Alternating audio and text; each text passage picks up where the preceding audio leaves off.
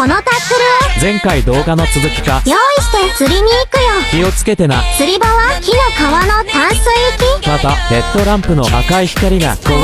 まだ端からの明かりがあるだけマシやけどな。今回は釣り場の状況確認。今までずっとこの場所パン鯉の釣りでは一回も坊主食らったこと何年もなかったんやけど、この前初めてメッサパン巻いてんのに一切来いよってこうかってん。再度確認するためにひたすらチャミング。コイくん寄ってこな。仕掛け入れても釣れんのでな。とりあえず寄ってきたらいつでも投入できるよう。スコーピオンにスコーピオン妊娠、複式にアシストフック、本職パン。待機はさせてある。ただこの橋やっと工事が終わってできたばっかりなんやけど、どうやらこの大規模工事でこのポイント潰れてもたんかもしれん。日中にいてはる照らしの方たちのなんか釣れんくなった言うてはるしな。あかんわ。一切鯉の姿あらへん。ポイント見つけな。竿を出したっけ震えるん